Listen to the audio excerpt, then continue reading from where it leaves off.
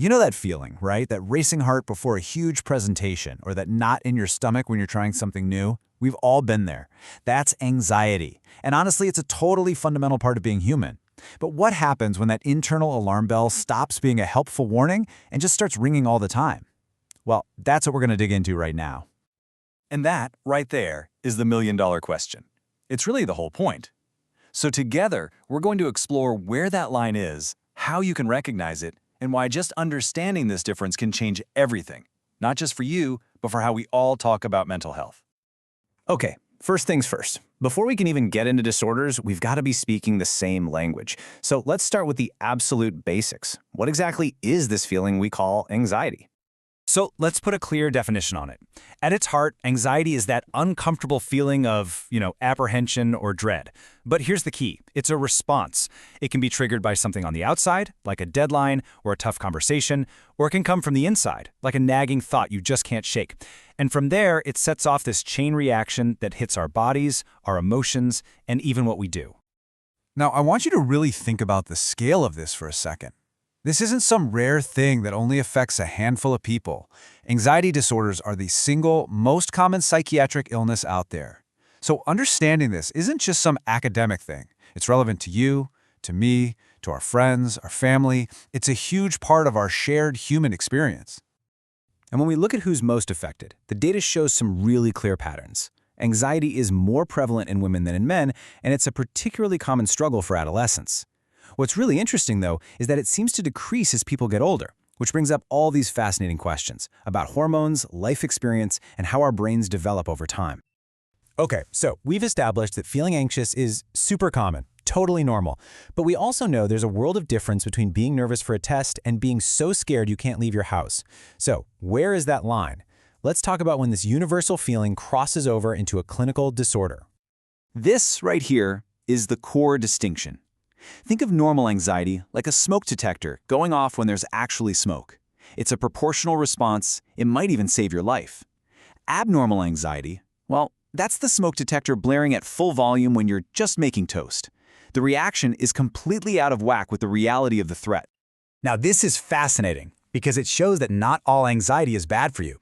Look at the top. At a mild level, your senses actually get sharper. You're more alert. You're more capable of learning. It's a tool. But then you see that tipping point. As you slide down into severe and panic levels, your world literally starts to shrink. Your focus just narrows and narrows until learning becomes impossible. That tool has become a trap, and your brain is just screaming for you to survive. So we've got this spectrum, right? From helpful alertness all the way to debilitating panic. Now let's put some names to these experiences. We're going to spotlight a few of the major anxiety disorders so you can see how they actually show up in real life.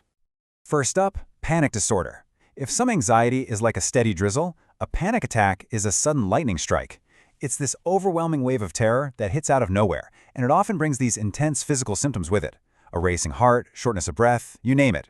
The key thing here is that it's a sudden attack, not a constant state of worry. And get this, it's not just about what happens in your life.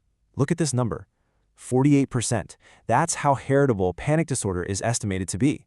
That means nearly half of the risk can be traced right back to your genes. It's such a powerful reminder that this isn't a character flaw or a lack of willpower, it's a condition with really deep biological roots. Next up is generalized anxiety disorder, or JAD. If panic disorder is that sudden wildfire, GAD is more like a constant, slow burn. The key phrases here are chronic and excessive worry about a ton of different things, work, health, family, and it has to be going on for at least 6 months. It's this persistent state of what if that just totally gets in the way of daily life. And finally, let's touch on phobias. This is when that intense fear gets laser focused on one specific thing.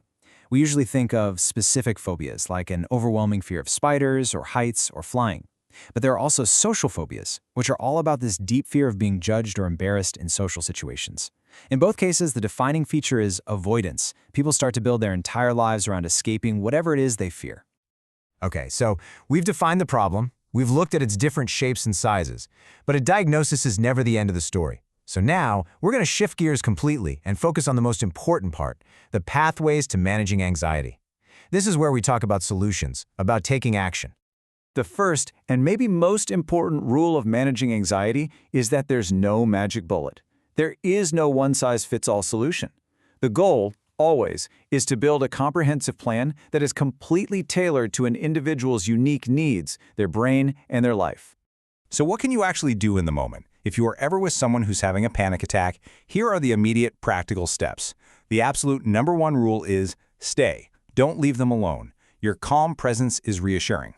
From there, keep your own voice calm, use simple, clear directions, and try to guide them somewhere with less going on. These simple things can be an incredible anchor in a storm. For long-term management, it's really all about building a personal toolkit. You can kind of group these tools into 2 camps. First, you've got tools for your body. These are things you can do right now to calm your nervous system, like controlled breathing or muscle relaxation.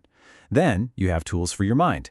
These are the longer-term strategies like cognitive behavioral therapy or CBT, which helps you literally rewire negative thought patterns, and exposure therapy, which helps you slowly take back power from your fears. It's a mix of in-the-moment tactics and long-term strategy. So we've got all these individual tools for the body and the mind, but they don't exist in a vacuum. To really get a handle on treatment, we need to pull back one last time and look at the big picture, a totally holistic approach to wellness. A truly comprehensive plan looks something like this, a blend of strategies all working together. You have medical interventions, like medication, which can be absolutely crucial for regulating brain chemistry. You have the psychological therapies we talked about, like CBT, to build lasting coping skills. And then you have that foundation of supportive strategies, things like nutrition, exercise, and sleep. No single piece is the whole answer. The real power is in how they all work together. If you take just one thing away from this entire explainer, let it be this. This is the whole principle right here. Effective anxiety management isn't about finding one cure.